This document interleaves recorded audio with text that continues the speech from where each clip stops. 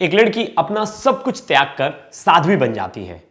साध्वी बनने के बाद वो कथा करती है, लोगों को ज्ञान देती है और बड़ा सादा और सरल जीवन जीती है। ऐसे में अचानक से उसी साध्वी की एक फोटो और वीडियो वायरल होती है। उस वीडियो में वो किसी शख्स को गले लगा रही थी। अब सोशल मीडिया पर अनाप शनाप लिखकर उस वीडियो को वायरल किया गया कि ये देखिए कैसी साध्वी है, और बहुत ही बुरा भला लिखा गया। लोगों ने 2 मिनट भी नहीं लगाए साध्वी के चरित्र हनन की।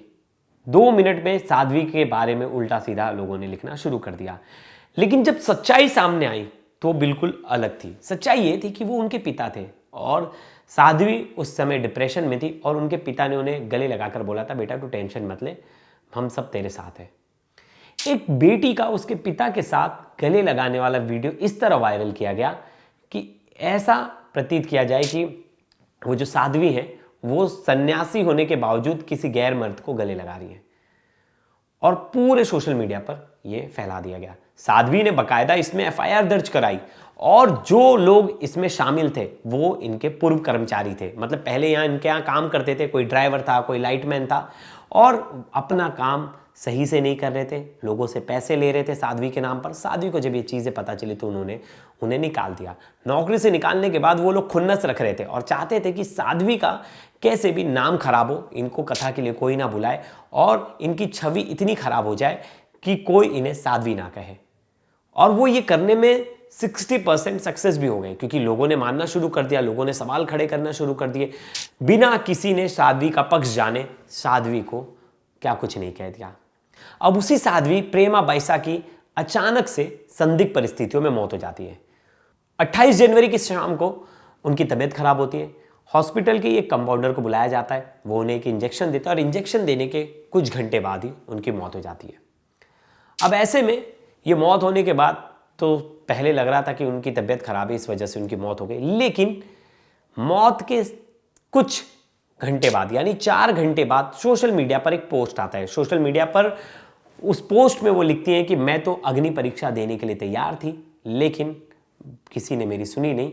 अब जाते जाते मैं चाहूँगी कि वो सत्य बाहर आए, और पहले मेरी नहीं सुनी जा रही थी, शायद मेरे मरने के बाद मेरी सुनी जाएगी। सीधा इशारा कर रहा था उसी केस पे, जो वीडियो वायरल था 6 महीने पहले, और उसी की वजह से जो बदनामी हुई थी। उन्होंने हर किसी से कहा कि वो मेरे पिता हैं, लेकिन इतना ज़्यादा वो बात फैल गई थी और इतना ज़्यादा चर्चा हो गया था कि कोई उनकी बात मानने को तैयार नहीं था। उन्हें हर जगह जा जाके स्पष्टीकरण देना पड़ रहा था।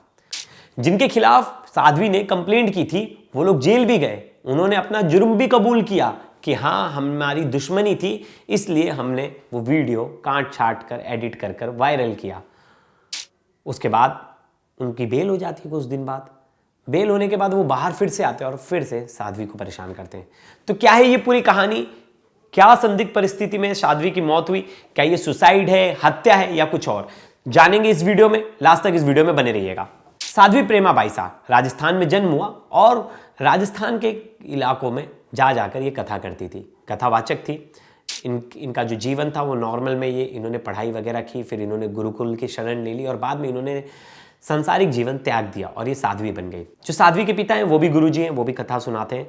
और अचानक से साध्वी जो है 28 के शाम को बीमार पड़ जाती हैं। उन्हें फीवर आता है। अब फीवर बुखार आने के बाद उनके आश्रम में ही एक जो था वो नर्स थी, और उन्हें बुलाया जाता है और उन्हें बुखार उतारने के लिए एक दवा दी जाती है, इंजेक्शन दिया जाता है। इंजेक्शन देने के कुछ घंटे बाद ही उनकी मौत हो जाती है।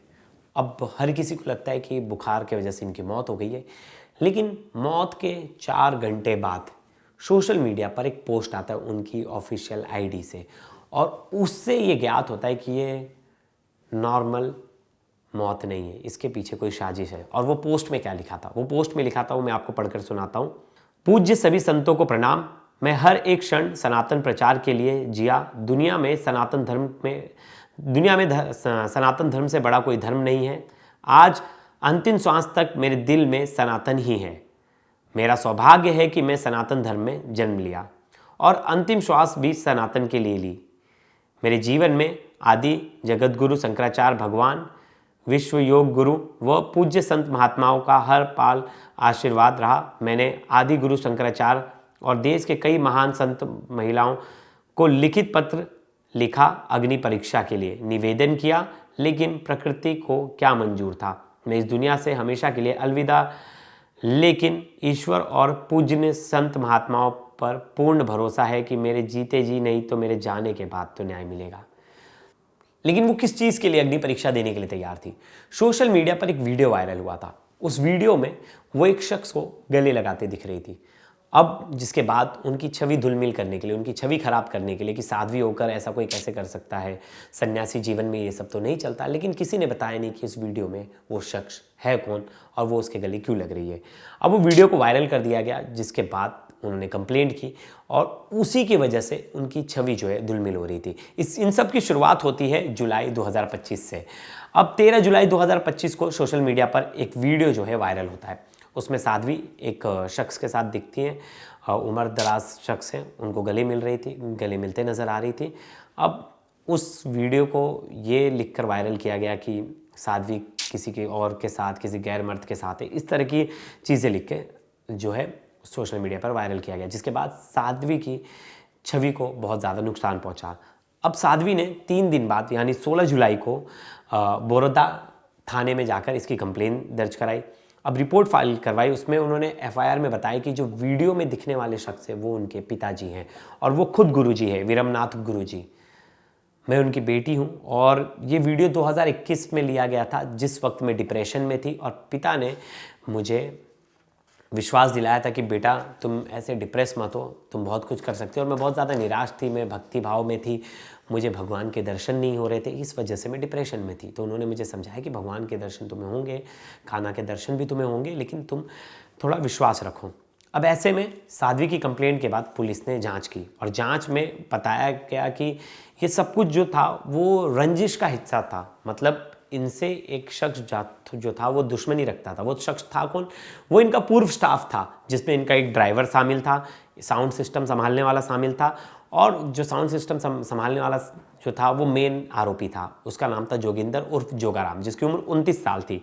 और इसी के साथ पूर्व ड्राइवर था रमेश, उसमें जोगाराम की पत्नी कृष्णा ये भी शामिल थी। इन लोगों ने क्या किया, ये एक बार जोगाराम के घर पे रुके थे, तो उनके पिता भी वहाँ रुके थे और वो अपने पिता से तभी मिलकर जा रही थी और वही वीडियो, उनके घर में सीसीटीवी लगा था, सीसीटीवी से वो वीडियो निकाला गया, वीडियो को काट छाट किया गया, वीडियो को थोड़ा एआई से एडिट किया गया और उस वीडियो को सोशल मीडिया पर वायरल कर दिया गया।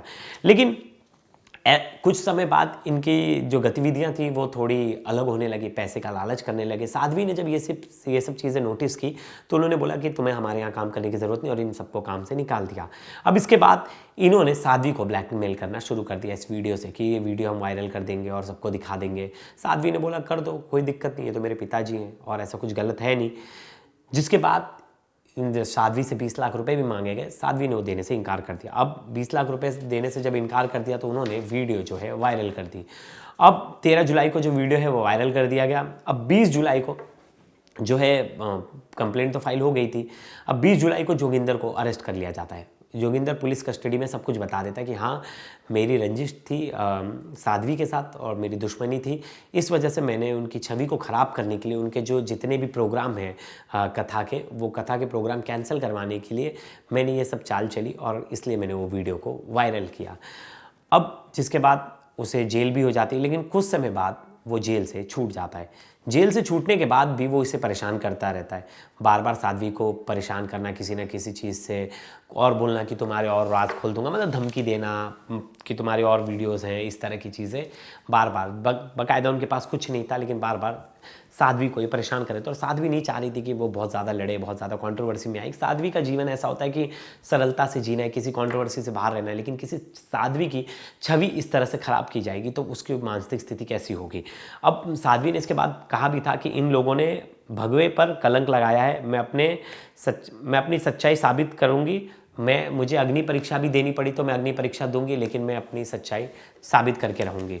और जिसके बाद उन्होंने कई संत महात्माओं को लिखित नोट लिखा कि मुझे अग्नि परीक्षा देनी है, आप बताइए, मैं अग्नि परीक्षा देने के लिए तैयार हूँ। और ये जो वीडियो है वो वीडियो में कहीं दूर दूर तक मैं नहीं हूँ और ज़बरदस्ती उस वीडियो को एडिट किया जा रहा है। और जिस वीडियो में मैं अपने पिता के साथ हूँ वो वीडियो असली है और वो मेरे पिता हैं। और अगर कोई बेटी अपने पिता से गले मिल रही तो इसमें कोई गलत बात नहीं है, बिल्कुल सही है, कोई गलत बात नहीं थी। और साध्वी इन सब चीज़ों से बहुत ज़्यादा परेशान थी, ऐसा बताया जा रहा था। और हाल फिलहाल में वो लोग भी वापस जेल में से बाहर आ गए थे बेल पर, और वो साध्वी के पीछे पड़े थे, साध्वी को परेशान कर रहे थे। ऐसे में साध्वी की तबीयत खराब होना संदिग्ध परिस्थिति में, और उसके बाद सोशल मीडिया पर 4 घंटे बाद शेड्यूल्ड वाला पोस्ट आना, ये सब कुछ अपने आप में बहुत सारी चीज़ यहाँ कर रहा है। और इस सब जो घटनाक्रम है उसके पीछे कहीं ना कहीं साजिश की बू नज़र आ रही है। ये कहीं ना कहीं, क्या ये हत्या है, क्या ये सुसाइड है, या इसके पीछे कोई और लोग हैं जो अपनी रोटी सेकना चाह रहे हैं? क्योंकि साध्वी की मौत जो है वो नॉर्मल नहीं है, और जिस तरह से ये पूरी घटनाक्रम हुई जिसके वजह से सोशल मीडिया पर पोस्ट आया, इस हिसाब से लगाया जा रहा है क्या ये जो आरोपी हैं उन्होंने ही साध्वी की हत्या तो नहीं कर दी, या साध्वी ने सुसाइड कर लिया। अब सिर्फ वेट हो रहा है पोस्टमार्टम रिपोर्ट का। आज जो है पोस्टमार्टम होगा साध्वी का, और जिसमें बहुत सारी चीज़ें निकलकर सामने आएगी कि साध्वी की मौत कैसे हुई और पूरा घटनाक्रम। और पुलिस जो है जांच करने लगी है। बहुत सारे जो राजस्थान के नेता हैं वो भी इसमें सामने आ गए और वो कह रहे हैं कि इस पर जांच होनी चाहिए, उच्च स्तरीय जांच होनी चाहिए, एसआईटी गठित होनी चाहिए, और उसके बाद जो दूध का दूध और पानी का पानी होना चाहिए कि कौन वो लोग थे, किन की वजह से साध्वी को ये कदम उठाना पड़ा, या साध्वी की किसी ने हत्या करा दी। सब चीज़ें सामने आनी चाहिए, और हम इस केस में जुड़े रहेंगे, देखेंगे कि क्या कुछ निकल कर सामने आता है। क्योंकि एक लड़की जो अपना सब कुछ त्याग कर साध्वी बन गई, उसको बदनाम करने के लिए इतने हद तक गिर जाएंगे ये लोग, और गिर भी गए। इतने हद पे जाके गिर के लड़की को बदनाम करना शुरू कर दिया गया, साध्वी को। बताइए, अपने पिता के साथ गले लगने का वीडियो था, उस वीडियो को ये बताकर वायरल कर दिया गया कि कोई गैर मर्द है। और हमारा समाज भी बिना किसी तथ्य के, बिना सामने वाले की बात सुने उन सब चीज़ों को सोशल मीडिया पर वायरल कर दे रहा था। हर जगह इसकी खबर भी बन गई, लोग इस पर लिखना शुरू कर दिए। एक बार साध्वी से पूछ भी लेता, लेकिन नहीं, किसी ने साध्वी से पूछने की कोशिश नहीं की, और सब अपने हिसाब से जज बन गए और सब ने फैसला सुनाना शुरू कर दिया। इसलिए हमेशा वेट करना चाहिए। जैसे कि तुरंत एक दिन में कुछ डिसाइड नहीं होता, उसी तरह जांच में चीज़ें निकल कर सामने आए तब। और आजकल एआई का ज़माना है, एआई के ज़माने में कोई किसी की भी वीडियो वायरल कर देगा, किसी को क्या पता है। तो दोस्तों, इस वीडियो पर और इस खबर पर हमारी नज़र बनी रहेगी। आने वाले समय में देखना होगा कि इस खबर में और पोस्टमार्टम में क्या कुछ निकल कर सामने आता है। धन्यवाद।